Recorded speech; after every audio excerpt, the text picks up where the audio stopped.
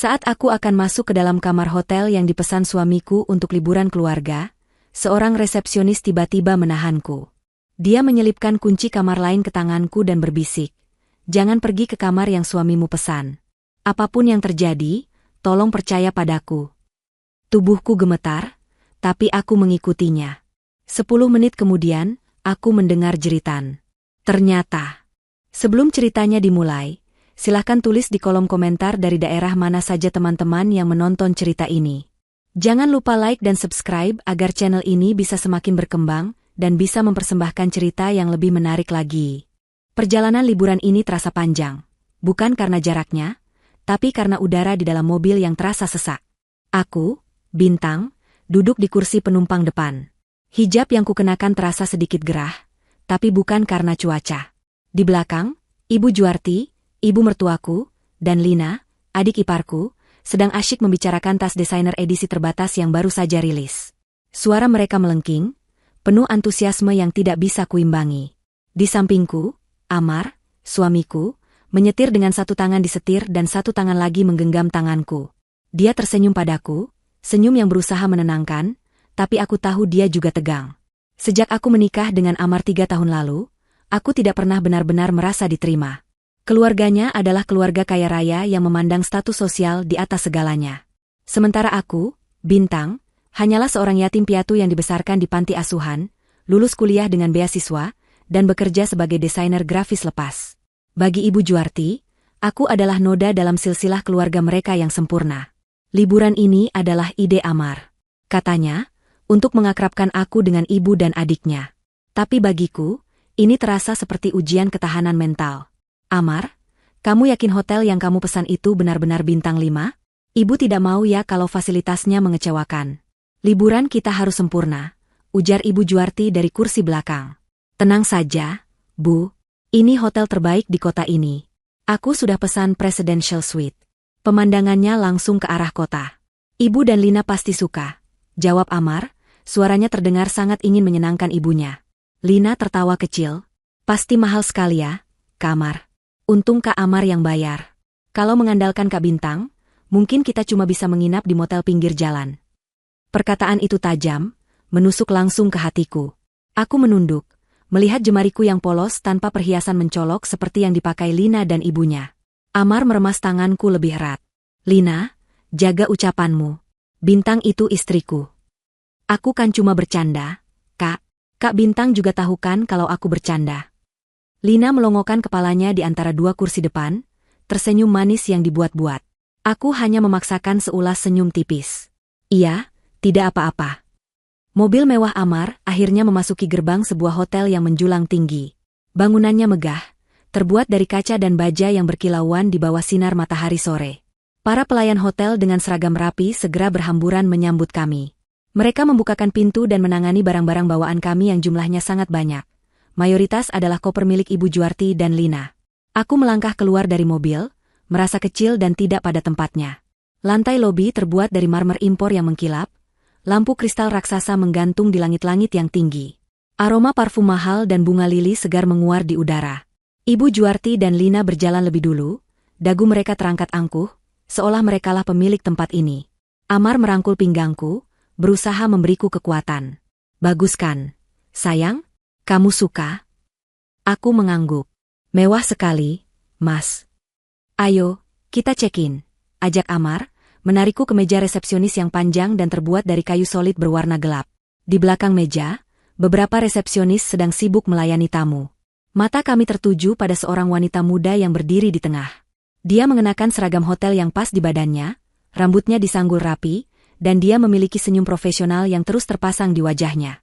Nametak di dadanya bertuliskan, Cindy. Amar melangkah maju dengan percaya diri. Selamat sore. Saya Amar, sudah memesan presidential suite atas nama saya. Resepsionis bernama Cindy itu tersenyum. Selamat sore, Bapak Amar. Mohon ditunggu sebentar, saya periksa data reservasi Anda. Jari-jarinya dengan lincah menari di atas keyboard komputer. Aku berdiri sedikit di belakang Amar, memperhatikan interaksi mereka. Tiba-tiba, aku melihat sesuatu yang aneh. Saat nama, Amar, muncul di layarnya, senyum Cindy sedikit membeku. Hanya sepersekian detik, tapi aku melihatnya dengan jelas. Matanya melebar sedikit, dan napasnya seperti tertahan. Dia dengan cepat menguasai dirinya, kembali tersenyum, tapi senyum itu kini terasa kaku. Dia melirik ke arah Ibu Juarti dan Lina yang sedang melihat-lihat dekorasi lobi, lalu matanya beralih padaku. Tatapan kami bertemu. Ada kilat aneh di matanya. Kepanikan? Ketakutan? Aku tidak yakin.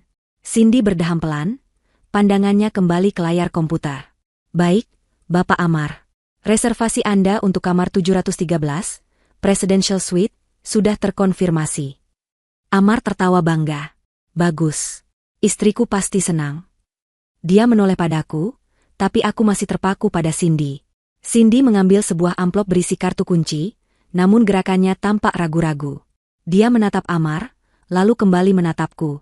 Tatapannya kali ini lebih lama, seolah ingin mengatakan sesuatu. Namun, Ibu Juarti sudah berjalan mendekat dengan tidak sabar. Lama sekali? Ayo cepat, Amar. Ibu mau istirahat, kaki ibu pegal. Iya, Bu, sebentar. Amar mengambil amplop itu dari tangan Cindy. Selamat menikmati waktu Anda di hotel kami, Bapak Amar, Ibu.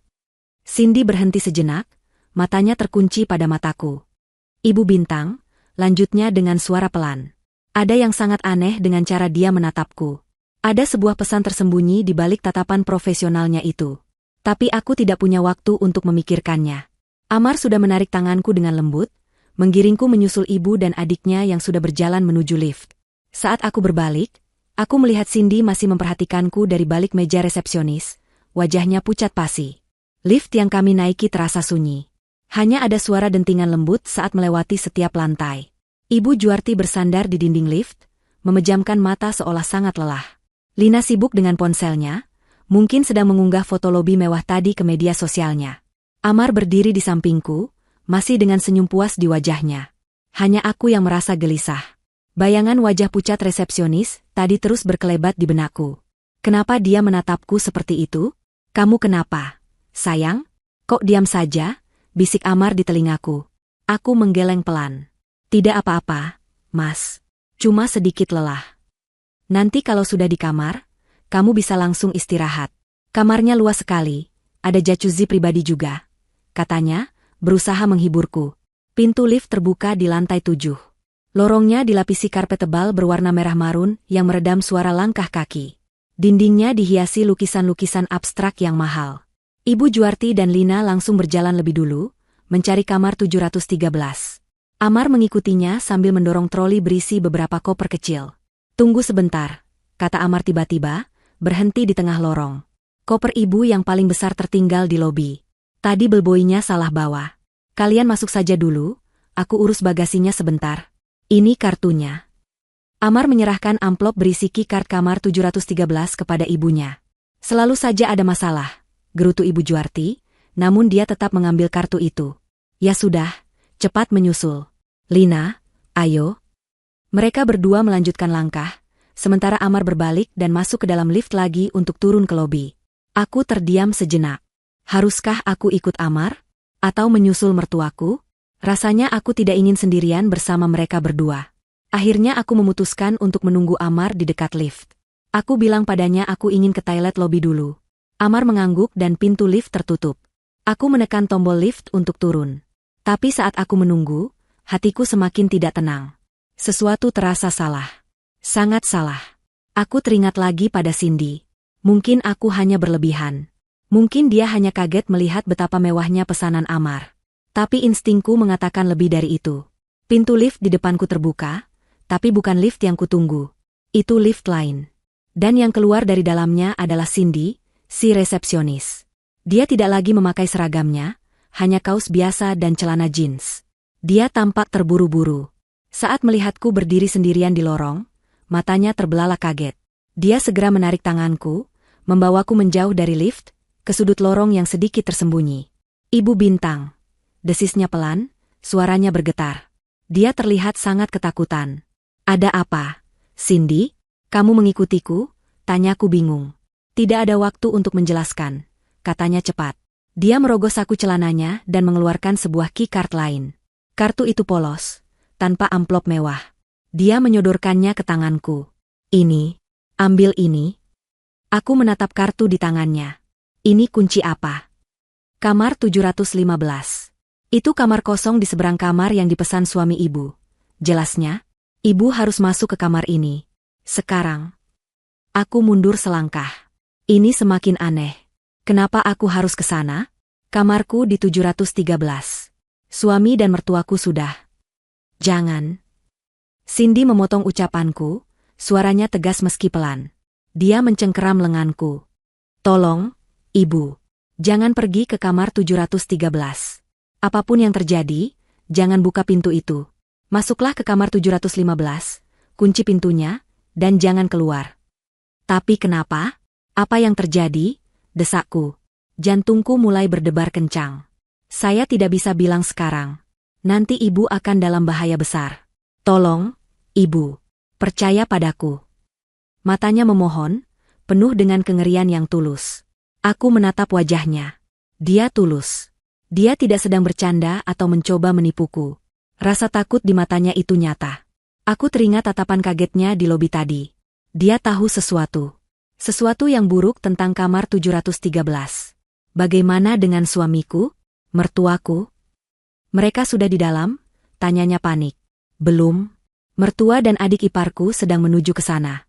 Suamiku kembali ke lobi mengurus bagasi. Jelasku. Wajah Cindy sedikit lega, tapi hanya sesaat. Tidak masalah. Yang penting ibu selamat dulu. Cepat pergi ke kamar 715. Saya harus kembali sebelum ada yang curiga. Dia melepaskan lenganku dan bergegas kembali ke lift, meninggalkanku sendirian di lorong yang sunyi. Tanganku gemetar memegang keycard kamar 715. Apa yang harus kulakukan? Haruskah aku percaya pada orang asing ini? Bagaimana jika ini jebakan? Tapi bagaimana jika dia benar? Tepat saat itu, aku mendengar suara langkah kaki dari ujung lorong. Itu Ibu Juarti dan Lina, mereka sudah sampai di depan kamar 713. Dan di saat yang bersamaan, pintu lift di belakangku berdenting terbuka. Itu Amar. Dia sudah kembali. Bintang, kamu masih di situ? Ayo. Ibu dan Lina sudah menunggu di kamar 713. Seru Amar dari seberang lorong, melambai padaku. Aku membeku. Di satu sisi, suamiku memanggilku untuk bergabung dengan keluarganya di kamar mewah itu. Di sisi lain, peringatan Cindy yang penuh kengerian terngiang di telingaku. Jangan pergi ke kamar 713. Tolong, percaya padaku. Waktu seolah berhenti berputar. Aku berdiri terpaku di lorong berkarpet merah marun itu. Di sebelah kananku, lift tempat Amar baru saja keluar. Di depannya, di ujung lorong, Ibu Juarti dan Lina sedang berdiri di depan pintu kayu besar kamar 713. Amar memanggilku, suaranya terdengar biasa saja. Bintang, kamu masih di situ? Ayo. Ibu dan Lina sudah menunggu di kamar 713. Dia mulai melangkah ke arah mereka, menyeret koper besar milik ibunya. Jantungku berdebar begitu kencang hingga rasanya sakit. Peringatan Cindy bergema di telingaku, jangan pergi ke kamar 713. Tolong, percaya padaku.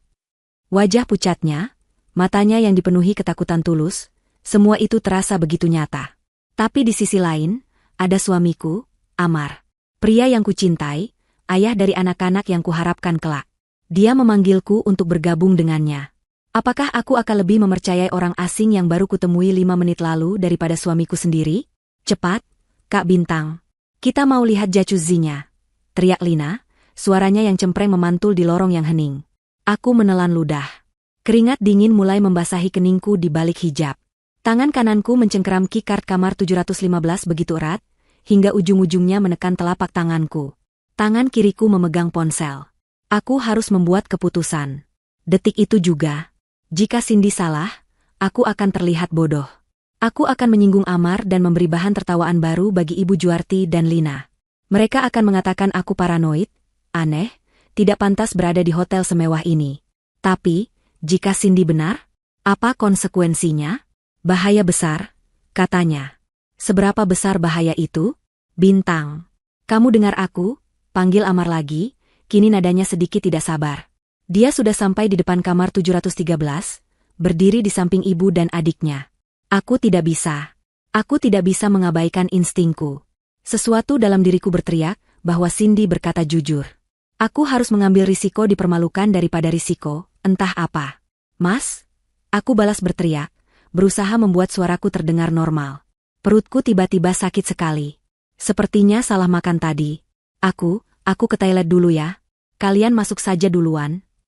Ini adalah kebohongan yang lemah, aku tahu. Tapi hanya itu yang bisa kupikirkan. Amar tampak ragu. Kamu yakin? Mau aku antar ke toilet lobi? Tidak usah, sahutku cepat, mungkin terlalu cepat. Masuk saja dulu. Aku tidak apa-apa. Cuma perlu ke toilet sebentar. Nanti aku susul. Ibu Juarti mendecakkan lidahnya, suaranya terdengar jelas dari ujung lorong. Merepotkan sekali. Sudah, Amar, biarkan saja. Ayo kita masuk. Ibu sudah lelah sekali. Amar menatapku sekali lagi, lalu mengangguk ragu. Baiklah, kalau begitu. Jangan lama-lama ya, sayang. Dia berbalik menghadap pintu kamar 713. Ibu Juarti sudah memegang kartu kunci yang diberikan Amar tadi. Aku tidak menunggu lagi. Begitu mereka semua memunggungiku, aku berbalik dan berlari kecil tanpa suara di atas karpet tebal menuju kamar 715. Letaknya persis di seberang kamar mereka, sedikit miring. Tanganku gemetar hebat saat aku mencoba memasukkan keycard yang diberikan Cindy ke slot pintu kamar 715. Jantungku serasa mau melompat keluar dari dada. Aku takut seseorang akan melihatku. Bagaimana jika kartunya tidak berfungsi? Bagaimana jika ini semua hanya lelucon kejam? Bip. Lampu hijau kecil menyala. Pintu terbuka dengan satu klik pelan. Aku segera menyelinap masuk, mendorong pintu hingga tertutup rapat di belakangku, dan menguncinya dari dalam. Aku menekan tombol double lock. Tubuhku bersandar di pintu yang dingin, napasku terengah-engah seolah baru saja lari maraton. Aku berada di dalam kamar hotel yang gelap. Tirainya tertutup rapat. Hanya ada sedikit cahaya dari celah di bawah pintu. Aku tidak berani menyalakan lampu. Aku hanya berdiri diam dalam kegelapan, berusaha mengatur napasku yang memburu. Telingaku menempel di pintu, mendengarkan apa yang terjadi di seberang lorong. Hening. Sangat hening. Lalu aku mendengar suara Ibu Juarti. Kenapa tidak bisa terbuka? Amar? Kartu apa ini? Aku mendengar suara Amar. Mungkin salah gesek. Bu. Coba lagi. Ada jeda lagi. Aku membayangkan mereka di luar sana, berdiri di depan pintu kamar mewah itu. Tetap tidak bisa. Suara Ibu Juarti mulai meninggi. Hotel mahal begini kok kartunya rusak. Lina, coba kamu. Aku mendengar suara Lina yang menggerutu. Sini. Pasti ibu salah. Hening lagi. Aku menahan napasku. Lalu, argrek. Jeritan itu bukan jeritan kaget.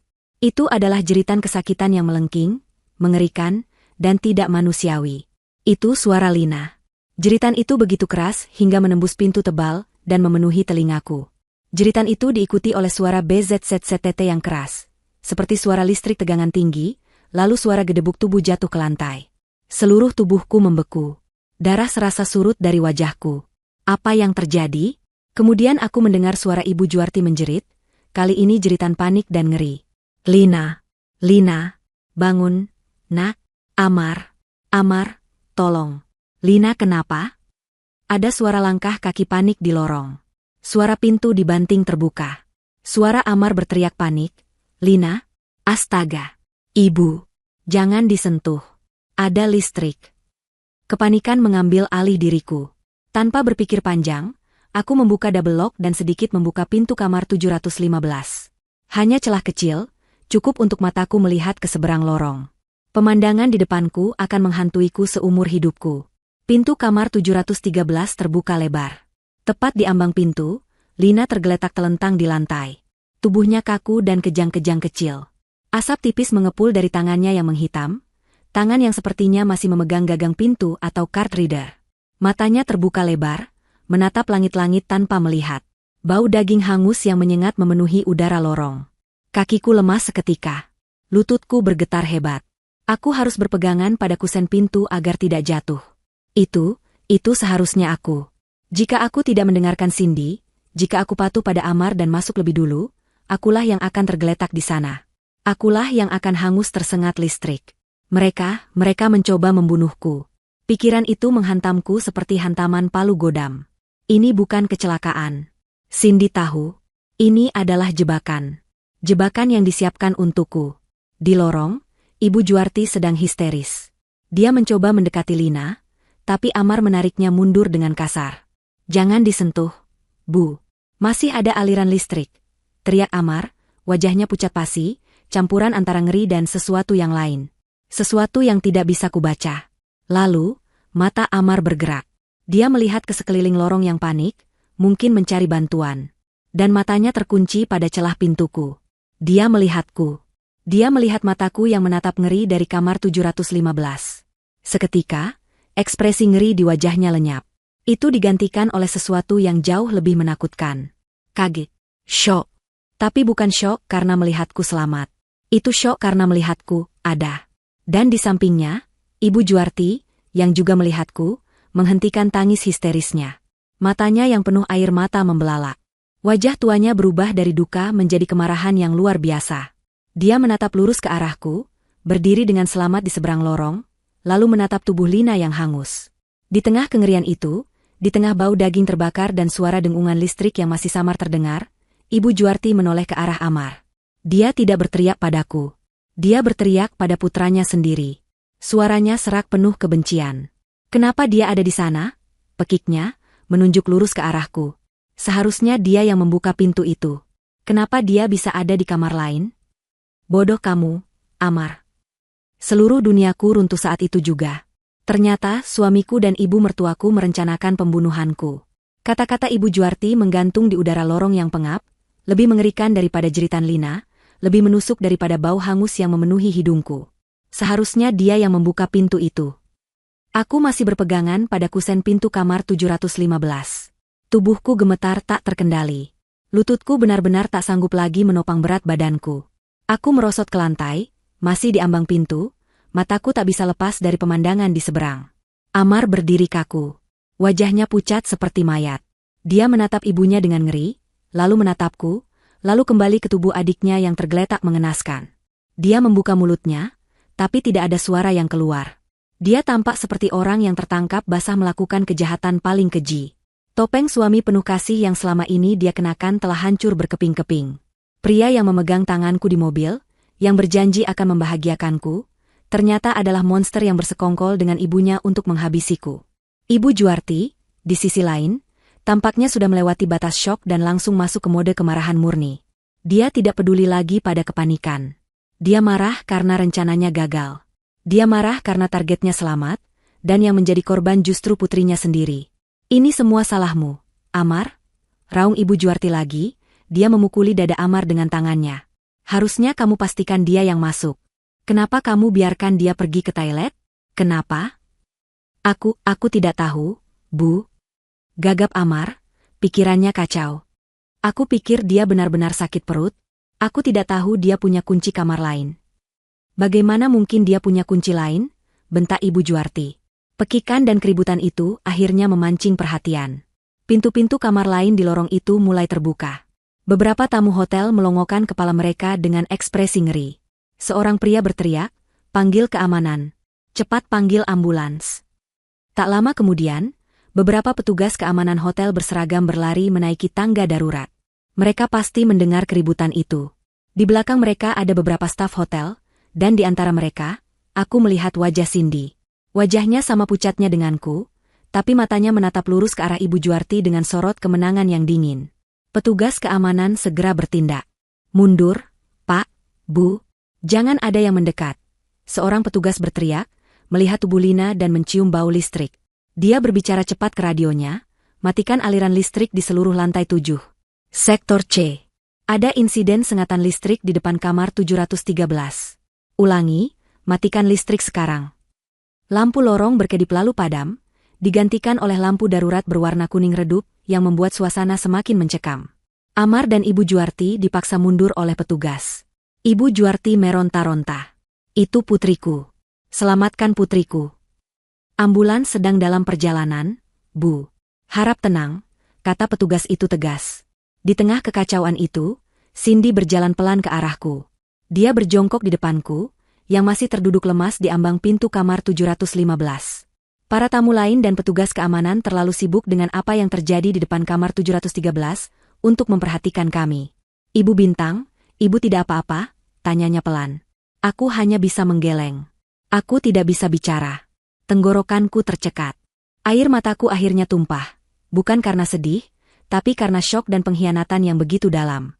Ibu aman sekarang, bisik Cindy. Ibu melakukan hal yang benar dengan mempercayaiku. Kenapa? Akhirnya aku berhasil bersuara, serak. Kenapa mereka? Mata Cindy menatap tajam ke arah Ibu Juarti yang kini sedang diinterogasi oleh petugas keamanan. Karena wanita itu, desis Cindy, kebencian dalam suaranya begitu kental. Dia adalah iblis.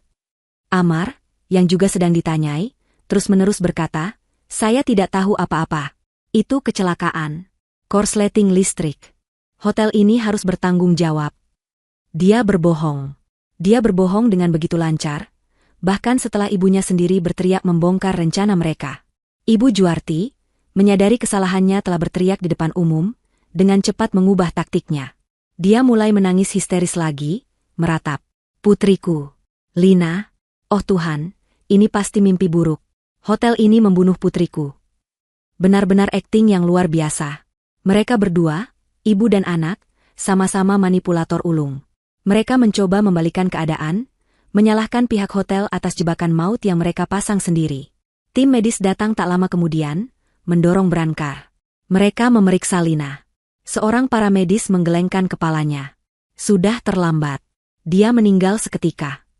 Tangisan Ibu Juarti semakin menjadi-jadi, kali ini mungkin ada sedikit ketulusan di dalamnya.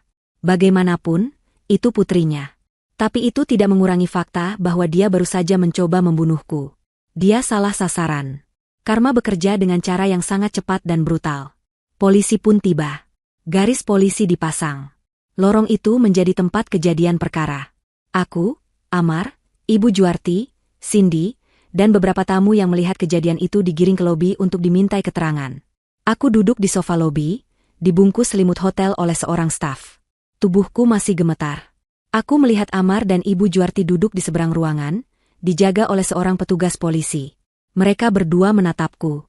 Tatapan Ibu Juarti penuh dengan kebencian murni. Dia menyalahkanku atas kematian Lina. Tatapan Amar lebih rumit.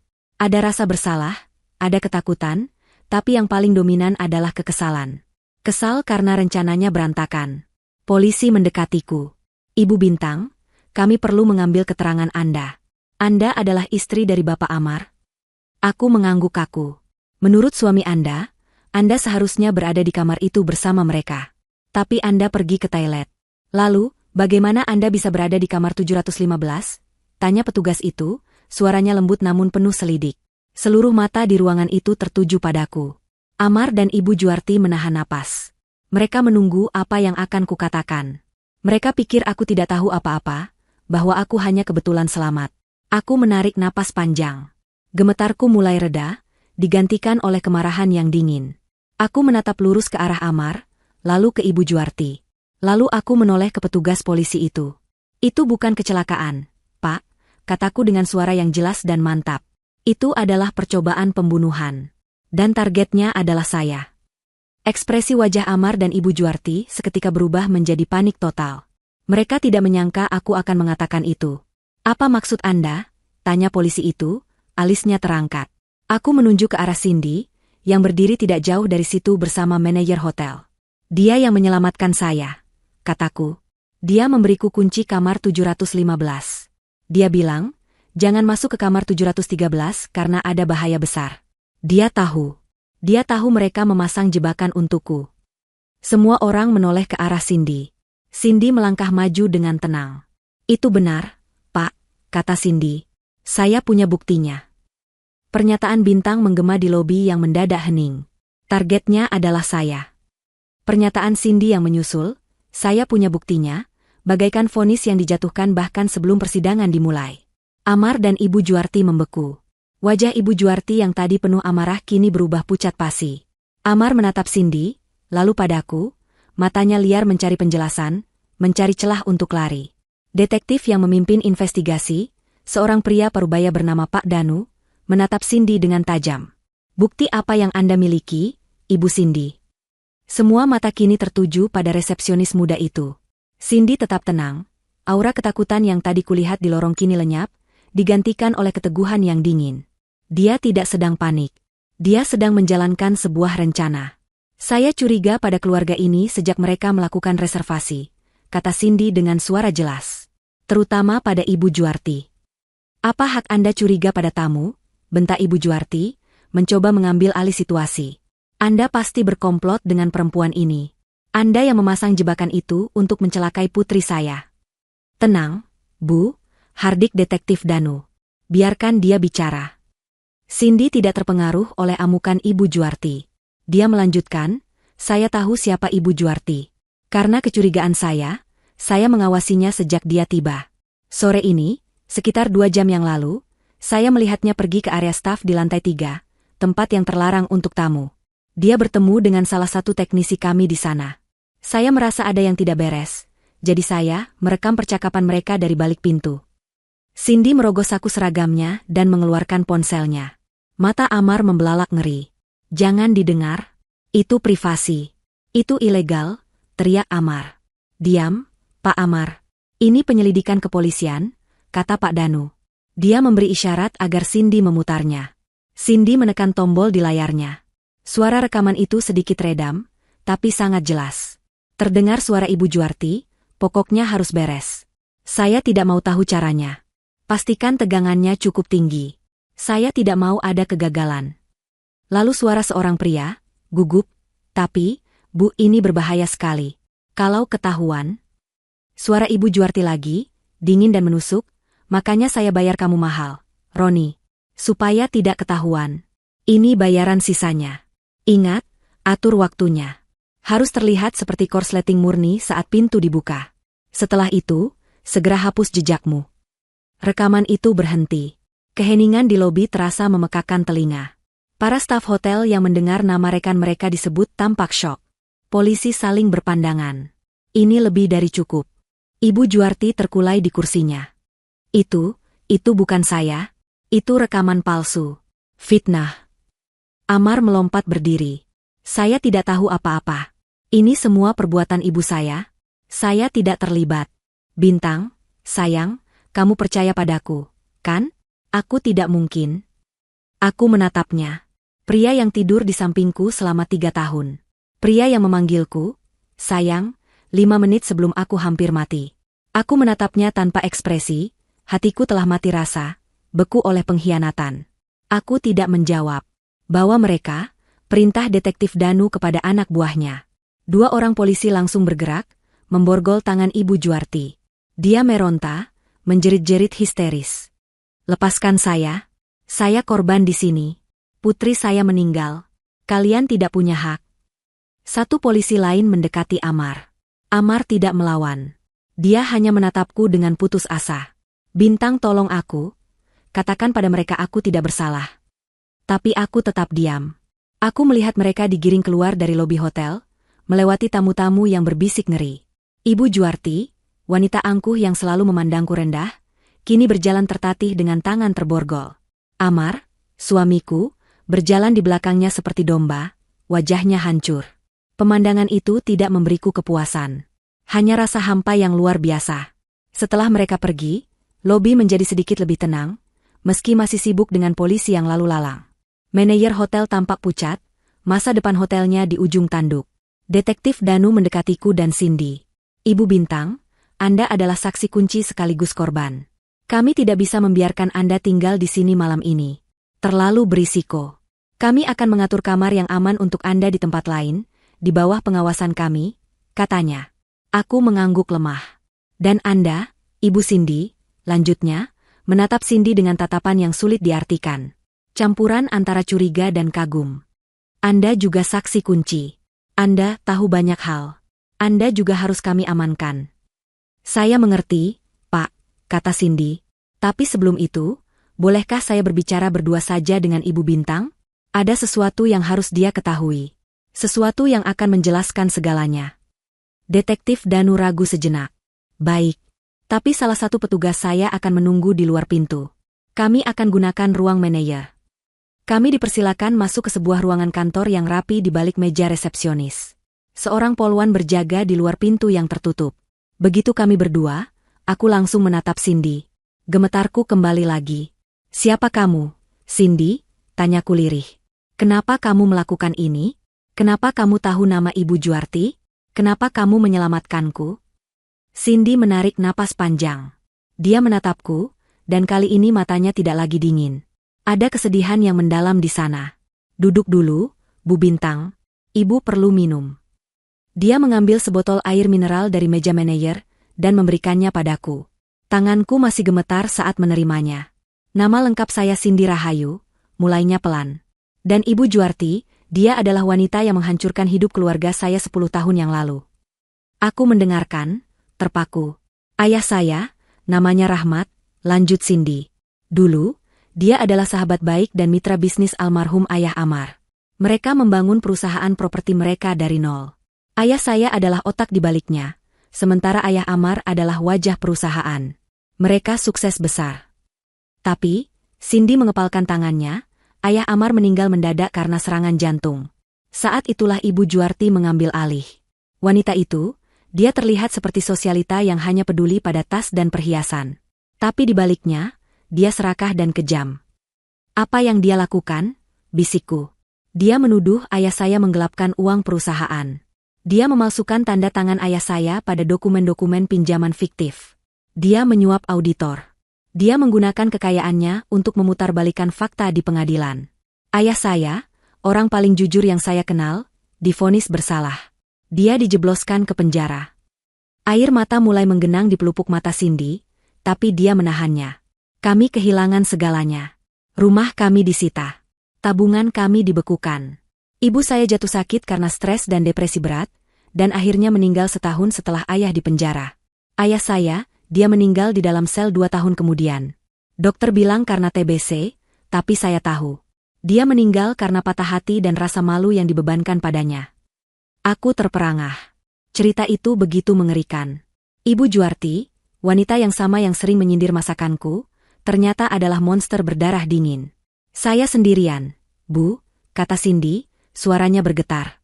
Saya bersumpah di depan makam ayah dan ibu saya. Saya akan mendapatkan keadilan. Saya akan membuat Ibu Juarti membayar semua perbuatannya. Jadi, kamu bekerja di sini? Itu rencana saya, Cindy mengangguk. Saya kuliah sambil bekerja serabutan. Saya mengambil jurusan perhotelan. Saya melacak keluarga mereka. Saya tahu mereka adalah keluarga kaya yang suka pamer dan sering menginap di jaringan hotel mewah ini. Saya melamar kerja di sini. Saya sengaja pindah ke cabang ini 3 bulan lalu saat saya dengar dari rekan saya di Jakarta bahwa keluarga Amar memesan liburan besar di sini. Apa rencanamu? Awalnya, saya hanya ingin mengumpulkan bukti kejahatan finansialnya. Membongkar penipuannya di depan umum, mempermalukannya. Tapi kemudian, rencana saya berubah saat saya mendengar percakapan itu tadi. Saya tidak menyangka dia bisa sejauh itu. Dari penipuan ke pembunuhan. Cindy menatapku lekat. Dia ingin membunuh Ibu Bintang. Saya harus menghentikannya. Tapi saya juga melihat ini sebagai kesempatan. Kesempatan untuk menjatuhkannya, bukan hanya karena kejahatan masa lalu, tapi karena kejahatan yang dia lakukan sekarang. Kenapa dia mau membunuhku? Tanyaku, meskipun rasanya aku sudah tahu jawabannya. Karena dia membenciku? Itu salah satu alasan, kata Cindy getir. Tapi ada alasan yang lebih besar. Sesuatu yang saya temukan saat memeriksa data reservasi Amar. Cindy membuka laci meja manajer, seolah dia sudah tahu persis di mana letaknya. Dia mengeluarkan selembar kertas yang sudah dicetak. Saat Amar check-in, data personalnya muncul di layar saya. Termasuk beberapa detail yang mencurigakan. Saya melakukan pemeriksaan cepat di sistem internal kami yang terhubung dengan data publik. Dia menyerahkan kertas itu padaku. Itu adalah salinan ringkasan polis asuransi. Polis asuransi jiwa. Atas namaku, Bintang. Tanggal polis itu dibuat 1 minggu yang lalu. Nilai pertanggungan, 50 miliar rupiah. Dan di bagian bawah, di kolom ahli waris utama, tertulis 2 nama. Yang pertama, Amar. Dan yang kedua, jika Amar berhalangan, adalah Ibu Juarti. Napasku tercekat. Jadi ini alasannya. Nyawaku dihargai 50 miliar rupiah. Mereka tidak hanya ingin menyingkirkanku. Mereka ingin mendapatkan keuntungan dari kematianku. Pengkhianatan itu begitu dalam, begitu gelap, hingga rasanya aku tenggelam ke dalam jurang tak berdasar. Aku menatap lembaran kertas di tanganku. Angka 0 di belakang angka 5 itu terasa mengejekku. 50 miliar. Itulah harga nyawaku di mata Amar. Di mata keluarga yang berusaha ku terima dengan sepenuh hati. Semua kepura-puraan Amar selama ini, semua senyumnya, semua rangkulannya, semuanya adalah bagian dari sandiwara besar untuk membawaku ke hotel ini, ke pintu kamar 713. Air mataku yang tadi kutahan karena syok, kini luruh tanpa suara. Ini bukan tangis kesedihan atas kematian Lina, atau tangis ngeri karena nyaris mati. Ini adalah tangis hancur lebur karena pengkhianatan paling intim yang bisa dilakukan seorang manusia. Suamiku, partner hidupku, merencanakan kematianku demi uang. Cindy membiarkanku menangis selama beberapa saat. Dia hanya duduk diam, memberiku ruang untuk mencerna kenyataan yang brutal itu. Polwan yang berjaga di luar mengetuk pintu. Semuanya baik-baik saja di dalam. Baik, Bu. Ibu Bintang hanya sedikit syok, jawab Cindy. Setelah beberapa menit, aku berhasil mengendalikan diri. Aku menyeka air mataku dengan punggung tanganku. Tangisku berubah menjadi sesuatu yang lain. Sesuatu yang dingin dan keras. Kemarahan.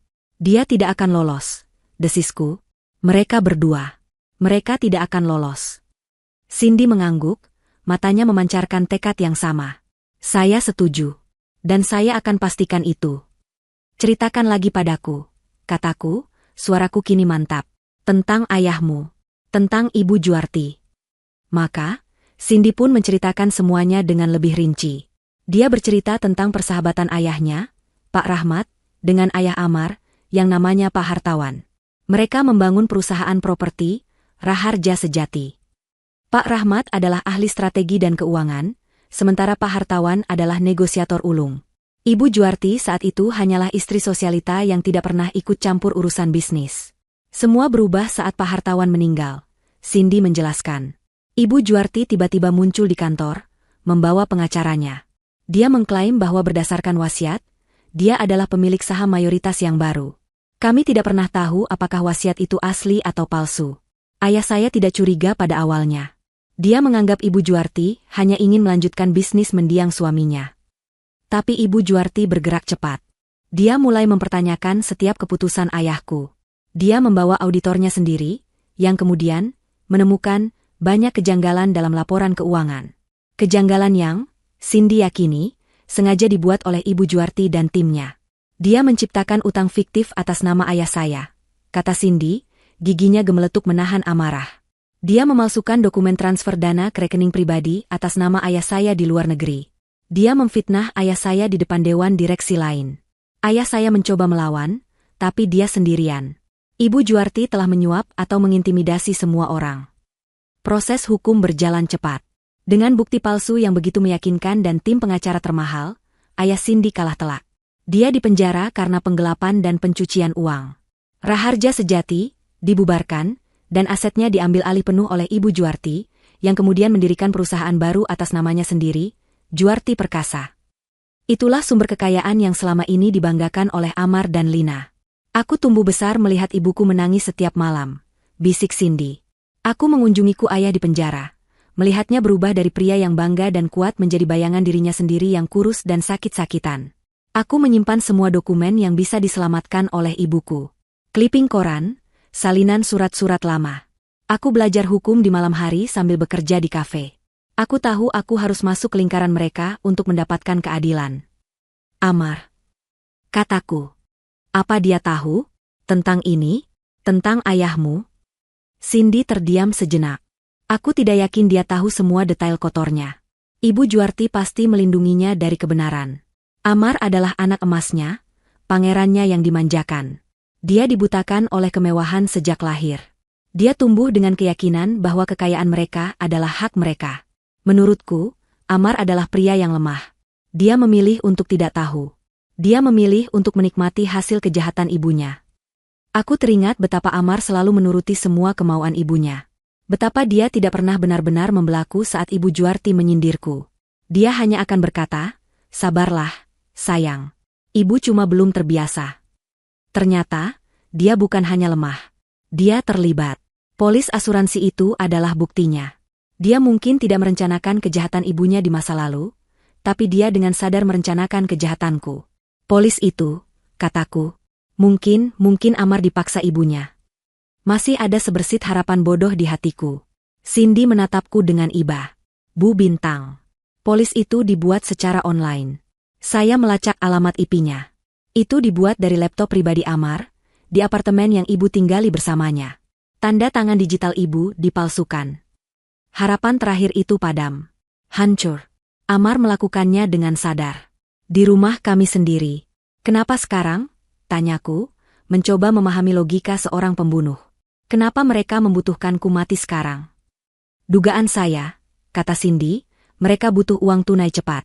Menjalankan perusahaan sebesar, Juarti Perkasa, butuh biaya besar, dan saya dengar gosip di kalangan pebisnis, Ibu Juarti terlalu serakah dalam beberapa proyek terakhirnya.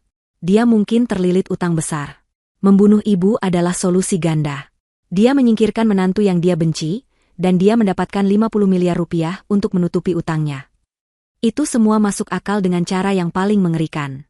Pintu kantor diketuk lagi. Kali ini detektif Danu yang masuk. Bagaimana keadaan Anda, Ibu Bintang? Aku berdiri. Gemetarku sudah hilang. Yang tersisa hanyalah tekad yang membara. Saya baik-baik saja, Pak Detektif. Saya siap memberikan keterangan lengkap saya. Detektif Danu mengangguk. Bagus. Kami sudah menangkap teknisi itu, Roni. Dia sedang diinterogasi dan sepertinya siap untuk bicara. Rekaman audio dari Ibu Cindy sangat membantu. Saya punya lebih dari sekadar rekaman audio, kata Cindy tiba-tiba, membuat aku dan Detektif Danu menoleh padanya. Apa maksudmu? Tanya Pak Danu. Cindy tersenyum tipis. Senyum pertama yang kulihat darinya yang bukan senyum profesional atau sedih. Ini adalah senyum kemenangan. Teknisi itu, Roni. Saya tahu dia orangnya ceroboh dan serakah. Saat saya merekamnya, saya juga melihatnya mondar-mandir ke ruang kontrol CCTV. Lalu, desak Pak Danu. Dia mematikan rekaman untuk server utama di lorong lantai 7. Jelas Cindy. Dia pikir dengan begitu tidak akan ada bukti visual dia dan Ibu Juarti memasang jebakan itu di pintu kamar 713. Wajah Detektif Danu terlihat kecewa. Berarti kita tidak punya rekaman. Dia salah, potong Cindy. Dia tidak tahu. Hotel ini memiliki sistem cadangan real-time tersembunyi yang hanya bisa diakses oleh manajer umum. Sistem itu merekam semuanya, terlepas dari server utama. Dan saya sudah lama mencari tahu, kata Sandi manajer saya. Cindy membuka laci lain dan mengeluarkan sebuah flash drive kecil berwarna hitam. Saya sudah menyalinnya. Saya punya rekaman video berdefinisi tinggi. Rekaman jelas yang menunjukkan Ibu Juarti memberi instruksi pada Roni, dan Roni membongkar card reader pintu kamar 713, memasang perangkat listrik itu. Semuanya terekam, sekitar 1 jam sebelum Ibu Bintang dan keluarganya tiba di hotel. Aku tidak kembali ke hotel. Tentu saja tidak. Hotel itu adalah tempat kejadian perkara. Tempat di mana nyawaku nyaris berakhir, dan tempat di mana adik iparku, Lina, tewas mengenaskan karena keserakahan ibunya sendiri. Polisi membawaku dan Cindy ke sebuah rumah aman, sebuah wisma sederhana milik kepolisian yang tersembunyi di bagian kota yang tenang. Seorang polwan berjaga di luar kamar kami. Mereka telah mengambil keteranganku secara resmi, sebuah proses yang berlangsung berjam-jam, menguras sisa-sisa tenaga yang kumiliki. Aku menceritakan semuanya, dari kegelisahanku di lobi, peringatan Cindy di lorong, kebohonganku tentang sakit perut, hingga jeritan mengerikan itu. Dan tentu saja, aku menceritakan tentang kata-kata Ibu Juarti di lorong, kenapa dia ada di sana. Seharusnya dia yang membuka pintu itu. Setelah itu, aku hanya duduk di tepi tempat tidur di kamar wisma yang asing. Cindy duduk di kursi seberang, menatapku dengan cemas. Ibu Bintang, Ibu harus makan sesuatu, katanya lembut. Seorang petugas telah membawakan kami nasi kotak, tapi aku bahkan tidak sanggup menyentuhnya. Aku memikirkan semuanya, bisikku. Semua tanda-tanda yang kuabaikan. Tanda-tanda apa? Tanya Cindy. Amar. Dia tidak pernah punya uangnya sendiri. Setiap kali aku bertanya tentang keuangan, dia selalu bilang, itu urusan ibu, sayang. Kamu tidak perlu pusing. Dia bilang aku hanya perlu tampil cantik dan mendampinginya. Aku tertawa getir. Aku bodoh sekali. Aku pikir itu caranya memanjakanku. Ternyata, aku hanyalah aset yang sedang dia persiapkan. Aku teringat saat dia memintaku menandatangani setumpuk dokumen beberapa minggu lalu. Dia bilang itu hanya pembaruan data asuransi kesehatan keluarga. Aku sedang sibuk mengerjakan proyek desain, dan aku percaya padanya. Aku menandatanganinya tanpa membaca. Bodoh, bodoh, bodoh. Aku menandatangani surat kematianku sendiri. Salah satu dari dokumen itu pastilah polis asuransi jiwa senilai 50 miliar rupiah. Bukan ibu yang bodoh, kata Cindy tegas. Ibu sedang jatuh cinta. Ibu percaya pada suami ibu. Merekalah yang jahat. Mereka predator. Kata-katanya sedikit menenangkanku. Cindy, yang telah kehilangan segalanya, justru memberiku kekuatan. Dia telah hidup dengan kebencian dan rencana balas dendam selama 10 tahun. Sementara aku, baru beberapa jam yang lalu menyadari bahwa pernikahanku adalah sebuah kebohongan besar. Pagi menjelang. Aku tidak tidur sedetik pun. Detektif Danu datang mengunjungi kami. Wajahnya tampak lelah namun puas. Selamat pagi, Ibu Bintang, Ibu Cindy. Saya membawa kabar terbaru. Kami berdua langsung duduk tegak. Pertama, teknisi hotel, Roni, telah mengaku sepenuhnya, kata Pak Danu. Dia mengakui menerima uang sebesar 200 juta rupiah dari Ibu Juarti untuk memasang jebakan listrik itu. Dia juga mengonfirmasi bahwa Ibu Juarti memberinya foto Anda, Ibu Bintang, dan mengatakan bahwa targetnya adalah Anda. Ibu Juarti berbohong padanya. Bilang itu hanya untuk memberi pelajaran, karena Anda berselingkuh, hanya akan membuat pingsan. Roni tidak tahu tegangannya diatur sedemikian rupa hingga mematikan. Dia berbohong tentang perselingkuhan. Desisku. Tentu saja. Dia harus menciptakan narasi agar kejahatannya terlihat wajar di mata kaki tangannya. Kedua, lanjut Pak Danu, rekaman CCTV cadangan yang diberikan Ibu Cindy adalah bukti mutlak. Gambarnya jernih. Kita bisa melihat wajah Ibu Juarti memberi instruksi dan Roni yang membongkar panel pintu. Pengacara Ibu Juarti tidak akan bisa menyangkalnya. Bagaimana dengan Amar? Tanyaku. Ini adalah pertanyaan yang paling kutakuti. Wajah detektif Danu menjadi serius. Ini sedikit rumit. Pak Amar terus-menerus mengelak. Dia bersikeras dia tidak tahu apa-apa tentang rencana ibunya. Dia bilang dia hanya mengurus asuransi itu atas perintah ibunya sebagai jaminan bisnis. Dia terus menangis. Bertingkah sebagai suami yang kehilangan istri, maksud saya, hampir kehilangan istri dan adiknya sekaligus. Dia pembohong, seruku. Polis itu. Alamat IP-nya. Dia pasti terlibat. Kami tahu, Bu. Tapi dia sangat licin. Dia menimpakan semua kesalahan pada ibunya yang sekarang syok berat dan menolak bicara. Kami butuh sesuatu yang lebih. Sesuatu yang mengikatnya langsung ke niat membunuh itu. Bukan hanya pengurusan polis. Sesaat aku terdiam. Lalu, sebuah ingatan samar muncul. Ingatan dari kekacauan di lobi hotel semalam. Setelah polisi datang, sebelum aku dan Cindy dibawa ke ruang manajer. Di tengah kebingungan itu, Amar sempat menerobos penjagaan polisi dan berlari ke arahku. Dia mencengkeram lenganku, wajahnya panik. Bintang, Bintang, kamu harus percaya padaku. Ini semua salah ibu, aku tidak tahu apa-apa. Dia mencoba memelukku, mungkin untuk menunjukkan pada polisi betapa dia peduli padaku. Tapi pelukan itu terasa salah, dingin, dan penuh kepanikan. Aku mendorongnya menjauh. Tapi saat dia memelukku itu, aku merasakan sesuatu yang keras dan asing di saku jaket yang dia kenakan. Jaket yang tidak pernah kulihat sebelumnya. Dengan insting yang entah datang dari mana, tanganku yang terjepit di antara tubuh kami, merogoh saku itu dan menarik benda itu keluar. Itu adalah sebuah ponsel. Ponsel kedua yang tidak kukenali. Aku menyembunyikannya di genggaman tanganku saat polisi menariknya menjauh dariku. Aku memasukkannya ke dalam saku gamisku dan melupakannya sampai detik ini. Saya rasa saya punya sesuatu. Kataku pelan, jantungku berdebar. Aku merogoh saku pakaian yang kukenakan semalam, yang terlipat di atas kursi. Benda itu masih di sana. Ponsel hitam yang ramping dan murah. Jelas kali ini adalah ponsel sekali pakai, ponsel rahasia. Detektif Danu menatap benda itu. Apa ini? Saya mengambilnya dari saku Amar tadi malam. Jelasku. Aku menekan tombol daya. Ajaibnya, ponsel itu tidak terkunci. Tidak ada kata sandi. Pasti karena Amar dan ibunya merasa terlalu pintar untuk dilacak. Hanya ada satu utas percakapan di dalamnya, dengan kontak yang disimpan dengan nama, Ibu. Aku membukanya. Jari-jariku gemetar. Pesan-pesan itu singkat, tapi lebih tajam dari pisau. Ibu, polis sudah aktif? Amar, sudah beres. 50 miliar. Sudah kuatur atas namanya. Ibu, bagus. Ingat rencananya. Pastikan dia yang paling dekat dengan pintu. Kamu harus terlihat kaget. Amar, aku mengerti, Bu. Lina dan aku akan pura-pura sibuk dengan koper lain. Pesan terakhir dikirim hanya 1 jam sebelum kami tiba di hotel. Ibu, Roni sudah selesai. Kamar 713 siap. Pastikan Bintang yang buka pintu.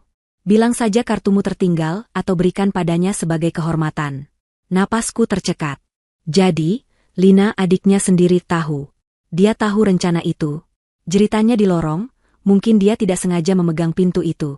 Atau mungkin Ibu Juarti yang mendorongnya? Tidak, itu tidak penting. Yang penting adalah, mereka berdua, Amar dan Lina, bersekongkol dengan Ibu Juarti. Aku menyerahkan ponsel itu kepada Detektif Danu. Dia membacanya, dan rahangnya mengeras. Ini dia, katanya pelan. Ini adalah paku terakhir di peti mati mereka. Saya ingin bertemu dengannya, kataku tiba-tiba. Cindy dan Detektif Danu menatapku kaget. Ibu Bintang, itu bukan ide bagus. Saya harus bertemu dengannya, tegasku. Saya tidak akan menjadi saksi yang gemetar ketakutan di pengadilan. Saya ingin melihat wajahnya saat dia tahu topengnya sudah terbuka. Saya ingin dia tahu bahwa saya tahu. Sekarang. Detektif Danu berpikir sejenak. Baik. Di ruang interogasi. Saya dan Cindy akan ada di balik cermin dua arah. Dia tidak akan bisa menyentuh Anda. 1 jam kemudian, aku duduk di ruang interogasi yang dingin. Aku sudah mandi dan berganti pakaian dengan pakaian bersih yang dibawakan Polwan. Aku mengenakan hijab bergo instan yang juga mereka sediakan. Aku duduk tegak. Tidak ada lagi air mata. Pintu terbuka. Amar masuk, didampingi seorang penjaga. Dia tidak diborgol. Mungkin polisi sengaja melakukannya agar dia merasa masih punya harapan. Begitu melihatku, topengnya langsung terpasang. Matanya memerah, air mata langsung menggenang. Bintang. Sayang. Dia berjalan cepat ke arahku, ingin memelukku. Duduk, kataku dingin. Langkahnya terhenti. Dia kaget mendengar nada suaraku. Dia duduk di kursi seberang meja besi. Bintang, aku minta maaf. Aku tidak tahu ibu akan sejauh itu. Dia bilang itu hanya untuk menakutimu. Hanya korsleting kecil. Aku bersumpah. Dia mulai menangis, akting yang sangat meyakinkan. Aku dipaksa, sayang. Ibu mengancam akan mencoretku dari warisan. Aku lemah. Tapi aku tidak pernah ingin kamu mati. Kamu harus percaya padaku. Aku hanya menatapnya. Aku membiarkannya bicara, membiarkannya mengeluarkan semua kebohongannya. Dia bilang dia mencintaiku, dia bilang dia akan menebus semuanya, dia bilang ini semua salah ibunya yang gila harta. Dia bicara selama 10 menit penuh. Ketika dia selesai, dia menatapku dengan tatapan memelas. Kamu percaya padaku, kan, sayang? Tolong katakan pada polisi aku korban di sini. Sama sepertimu. Aku menarik napas panjang. Kamu bilang, kamu tidak tahu kalau itu mematikan. Kataku pelan. Tidak. Aku bersumpah demi Tuhan. Serunya. Kamu bilang, kamu dipaksa ibu. Iya. Dia monster, Bintang. Dia yang merencanakan ini. Kalau begitu, aku mencondongkan tubuhku ke depan. Jelaskan ini. Aku mengeluarkan ponsel keduaku, yang menyimpan foto-foto layar dari ponsel rahasia Amar. Aku meletakkannya di atas meja dan menggesernya ke arahnya. Aku menunjuk pesan terakhir. Jelaskan pesan ini, Amar. Pesan dari ibumu, pastikan Bintang yang buka pintu. Bilang saja kartumu tertinggal. Dan balasanmu sebelumnya, aku mengerti, Bu. Lina dan aku akan pura-pura sibuk dengan koper lain. Wajah Amar kehilangan semua warnanya. Senyum memelasnya lenyap. Matanya membelalak menatap ponsel itu, lalu menatapku. Kepanikan murni, yang tidak dibuat-buat, kini mengambil alih. Kamu bagaimana? Topengmu sudah selesai, Amar, kataku, suaraku mematikan. Kamu bukan hanya suami yang lemah. Kamu adalah calon pembunuh yang gagal. Dan kamu bahkan mengorbankan adikmu sendiri untuk rencanamu. Bukan, teriaknya, akhirnya hancur. Lina tidak seharusnya mati.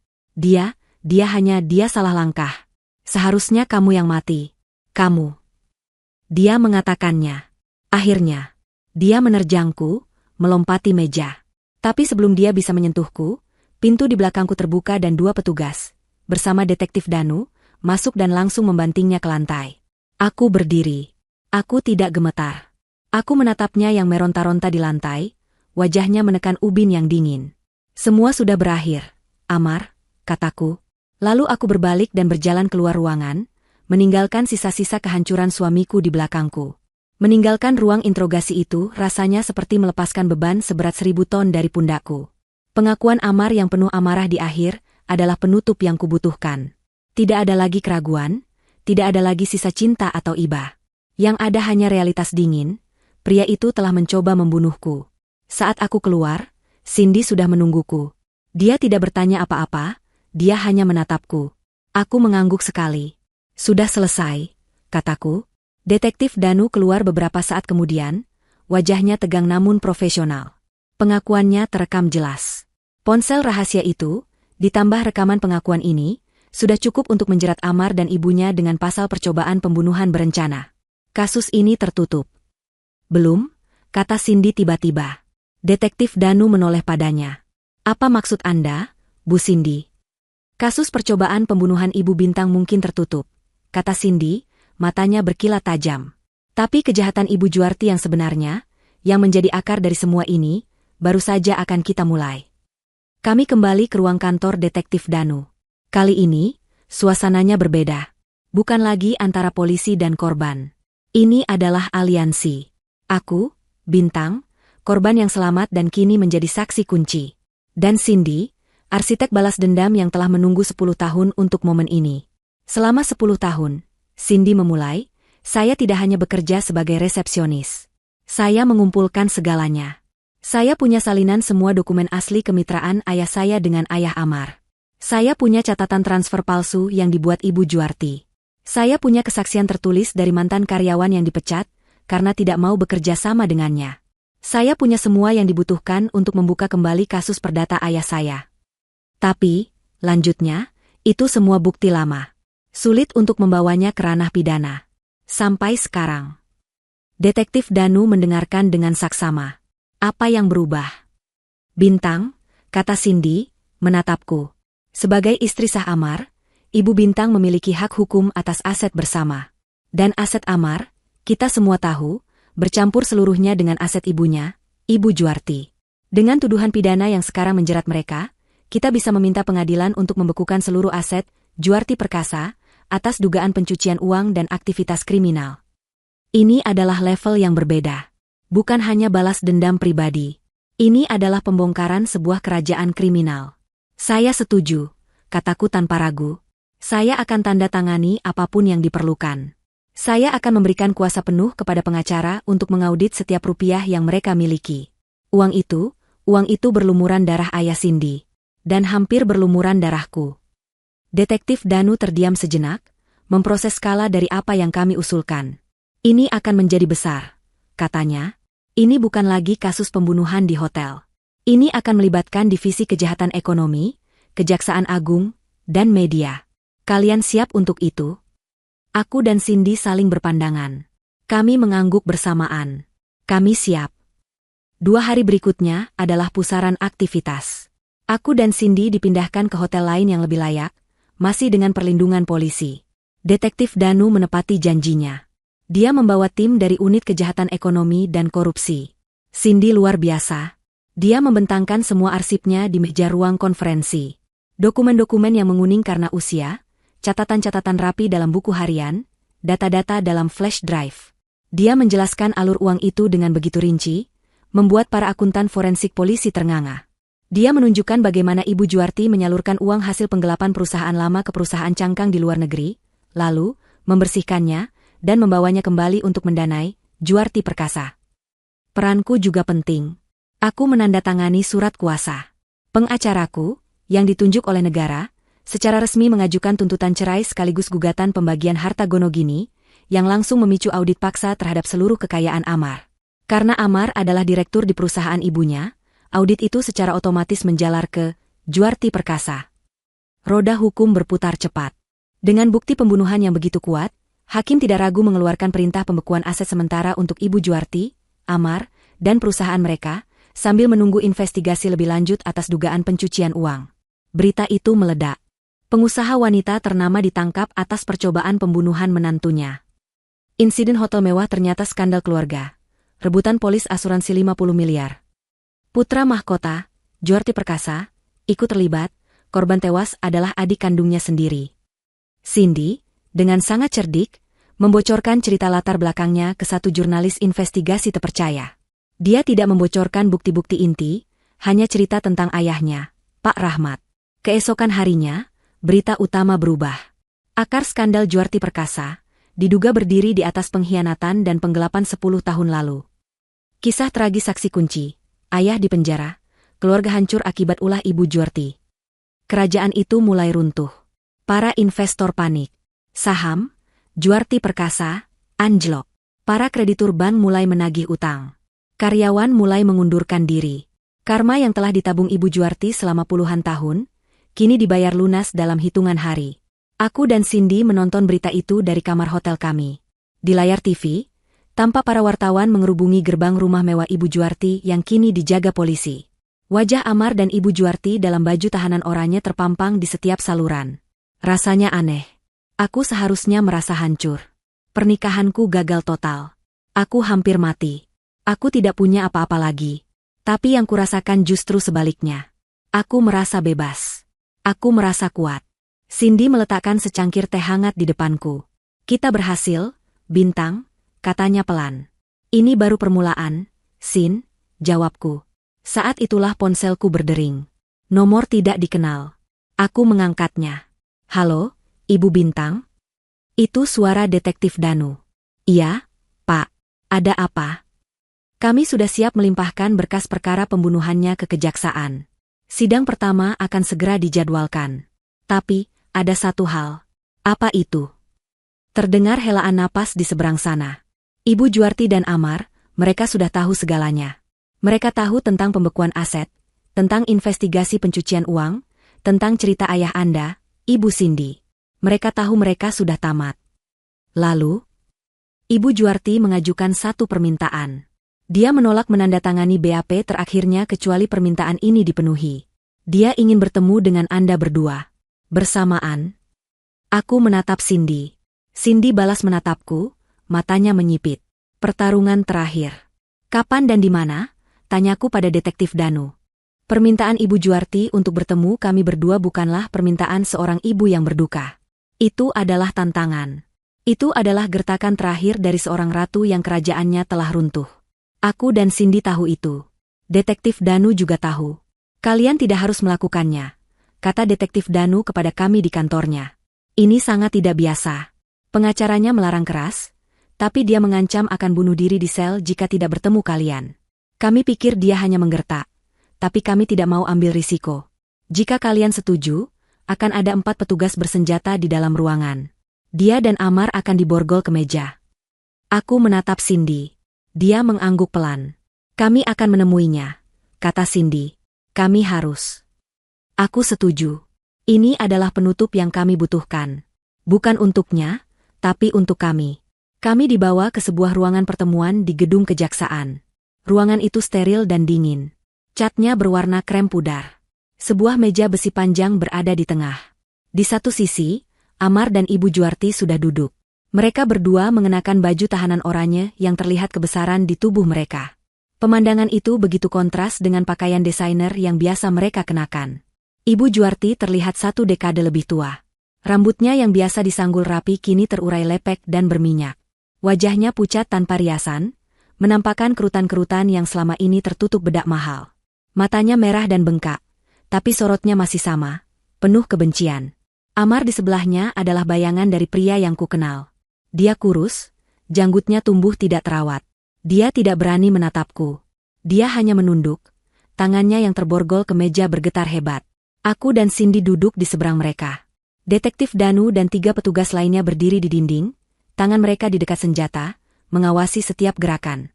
Hening. Hanya ada suara dengungan lampu neon di langit-langit. Ibu Juarti yang memecah keheningan. Suaranya serak, seperti kertas amplas. Kalian puas sekarang? Aku dan Cindy tidak menjawab. Kami hanya menatapnya. Kalian berdua? Dia meludah. Para ular. Kalian telah mengambil segalanya dariku. Perusahaanku. Rumahku. Putraku. Anda yang mengambil segalanya dari diri Anda sendiri. Kataku pelan, suaraku mantap. Tidak ada getaran ketakutan lagi. Diam, bentak Ibu Juarti. Borgol di tangannya bergemeletuk saat dia mencoba menggebrak meja. Ini semua salahmu. Dia menunjukku dengan dagunya. Kalau saja kamu menuruti kami. Kalau saja kamu mati. Kalau saja kamu mati di hotel itu seperti yang seharusnya, putriku, Linaku, dia pasti masih hidup sekarang. Logika yang bengkok itu membuatku mual. Dia menyalahkanku atas kematian putrinya, padahal jebakan itu dia pasang untukku.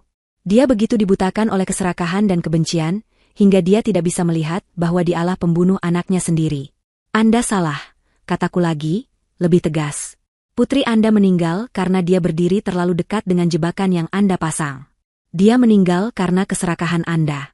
Anda membunuhnya, Ibu Juarti. Bohong, pekiknya histeris. Itu kamu. Kamu pasti tahu sesuatu. Kamu sengaja menghindar. Kamu mengorbankan Lina. Saya tidak tahu apa-apa. Aku berbohong dengan tenang. Saya hanya beruntung. Saya sakit perut. Aku tidak akan memberinya kepuasan dengan menceritakan tentang Cindy. Dan kamu. Ibu Juarti mengalihkan tatapannya pada Cindy. Kamu, resepsionis sialan. Kamu pikir kamu siapa? Beraninya kamu ikut campur? Kamu hanya iri. Iri dengan kekayaan kami. Saat itulah Cindy tersenyum. Senyum itu dingin, tajam, dan sama sekali tidak ramah. Iri. Cindy tertawa kecil, tawa yang tidak ada lucunya. Anda benar-benar tidak ingat, ya? Ibu Juarti mengerutkan kening. Coba ingat baik-baik, Ibu Juarti, kata Cindy, mencondongkan tubuhnya sedikit ke depan. 10 tahun yang lalu. Perusahaan, Raharja Sejati.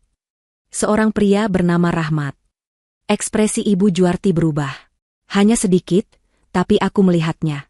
Kebencian di matanya goyah, digantikan oleh kilatan ingatan. Dan ketakutan. Saya tidak tahu apa yang kamu bicarakan, desisnya. Anda tahu, kata Cindy. Rahmat adalah nama ayah saya. Pria yang Anda fitnah. Pria yang Anda jebloskan ke penjara atas kejahatan yang Anda lakukan.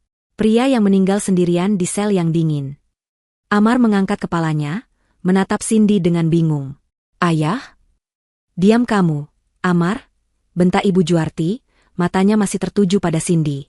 Anda menghancurkan keluarga saya, lanjut Cindy, suaranya kini bergetar, bukan karena takut, tapi karena amarah yang telah terpendam selama 10 tahun. Ibu saya meninggal karena patah hati. Saya tumbuh dewasa di panti asuhan, sama seperti Bintang. Selama 10 tahun, saya hidup dengan satu tujuan. Melihat Anda hancur. Melihat Anda kehilangan segalanya, sama seperti Anda merampas segalanya dari saya. Cindy menunjuk ke seluruh ruangan. Dan sekarang lihatlah Anda. Di dalam baju tahanan oranye. Tanpa uang. Tanpa kekuasaan. Tanpa putri Anda. Dan dengan seorang putra yang lemah dan tidak berguna di samping Anda. Kurang ajar, raung Ibu Juarti. Dia mencoba berdiri, tapi borgolnya menahannya. Dia seperti binatang buas yang terikat. Ini bukan iri, Ibu Juarti, kata Cindy, suaranya kembali tenang mematikan. Ini bukan balas dendam. Ini adalah keadilan. Ini adalah utang yang akhirnya Anda bayar. Hening total memenuhi ruangan. Ibu Juarti menatap Cindy, napasnya terengah-engah. Topeng arogansinya retak.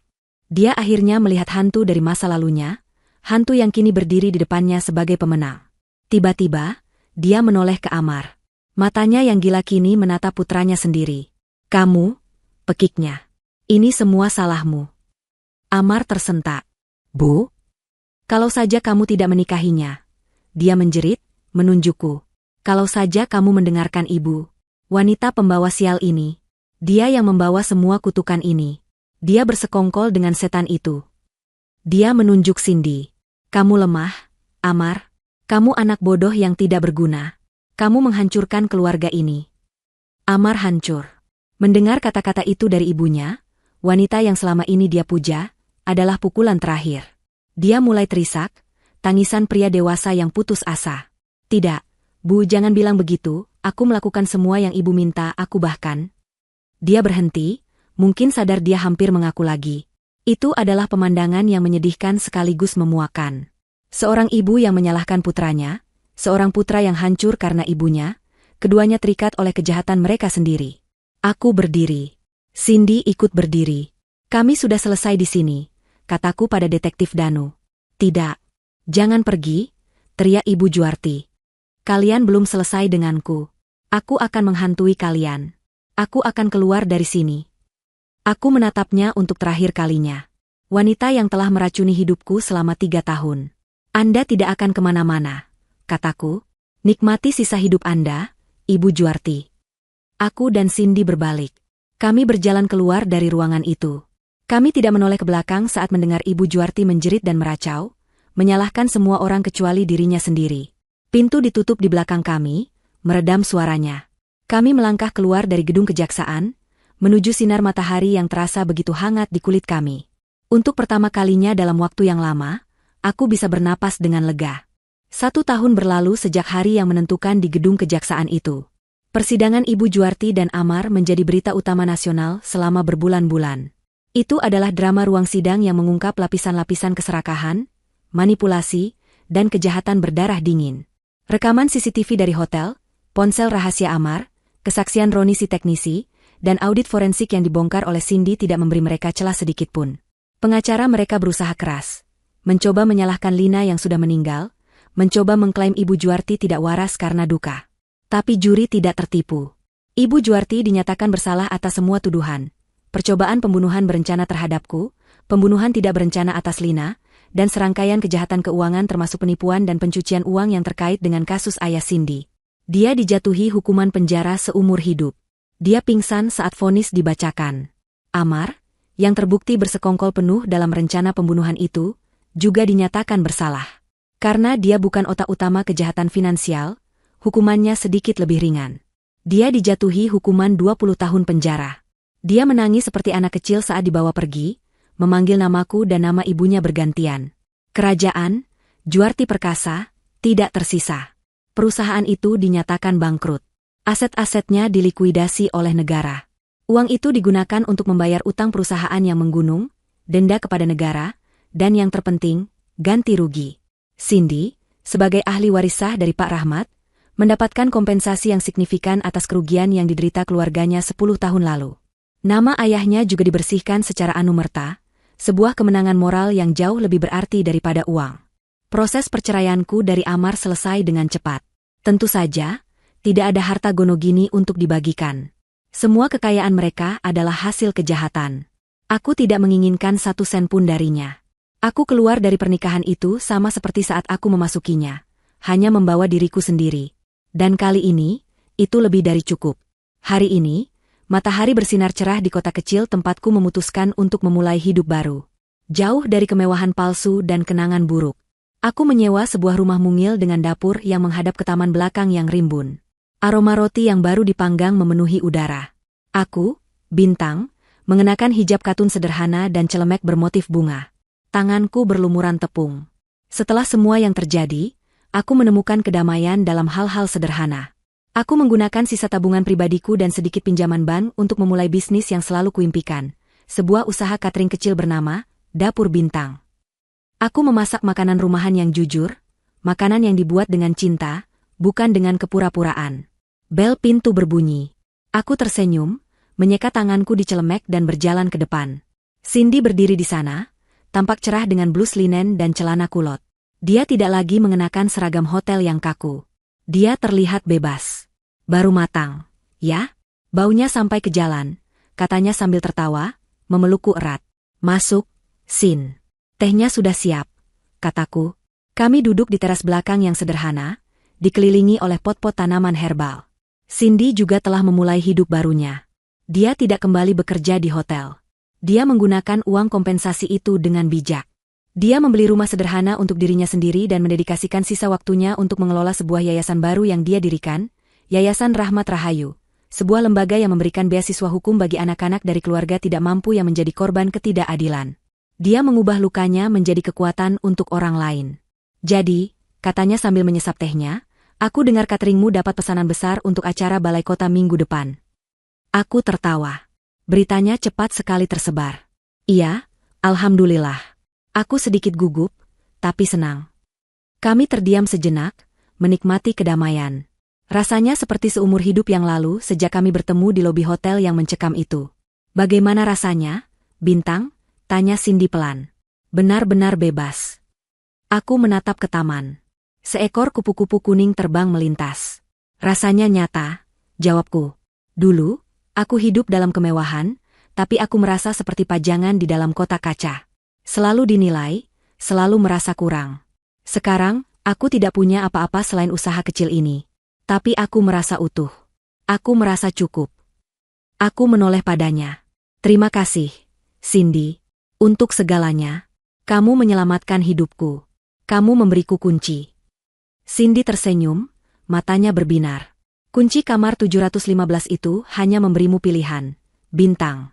Tapi kamulah yang memilih untuk membuka pintu yang benar. Kamulah yang memilih untuk berani, untuk berbohong pada Amar, untuk percaya pada orang asing di lorong. Dia mengangkat cangkir tehnya. Selamat atas hidup barumu, bintang. Aku mengangkat cangkirku juga, menyentuhkannya ke cangkirnya. Bunyi denting keramik yang pelan itu terdengar lebih merdu daripada dentingan gelas kristal di pesta mewah manapun. Dan selamat atas keadilanmu, Cindy, balasku. Kami minum teh kami dalam keheningan yang nyaman, dua wanita yang telah melewati badai tergelap dan menemukan pantai mereka sendiri. Di depanku, pintu dapurku terbuka, membiarkan angin sejuk masuk. Aku tidak lagi takut pada pintu.